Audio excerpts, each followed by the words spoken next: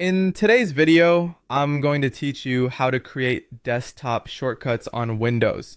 If you want faster access to your favorite apps, creating a desktop shortcut is one of the easiest ways to do it. A shortcut gives you a quick icon right on your desktop, so you don't need to open the Start menu and search every time you want to launch something.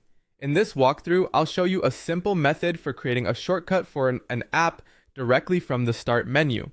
To begin, click the Start menu on your Windows taskbar.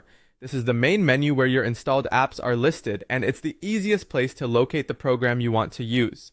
Once the Start menu is open, look for the app you want to create a shortcut for. Depending on your version of Windows, you may need to scroll through the app list or browse pinned apps to find it. Take a moment here to make sure you've selected the correct app before moving it.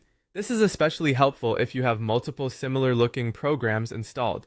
If needed, you can pause briefly and confirm the app name so your desktop shortcut leads exactly where you want it to. Once you've found the app, click and hold it, then drag it from the Start menu out onto your desktop.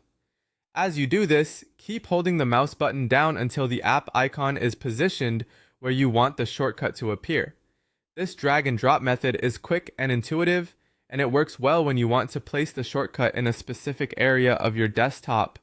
When the icon is in place, release the mouse button. Windows will create the shortcut on your desktop automatically. That's it. Your shortcut is now ready to use.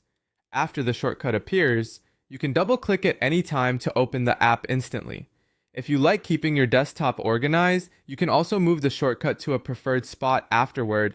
For example, you might place frequently used apps near one side of the screen or group similar shortcuts together for easier access. This is a simple but useful Windows tip that can save time throughout the day, especially for apps you open often.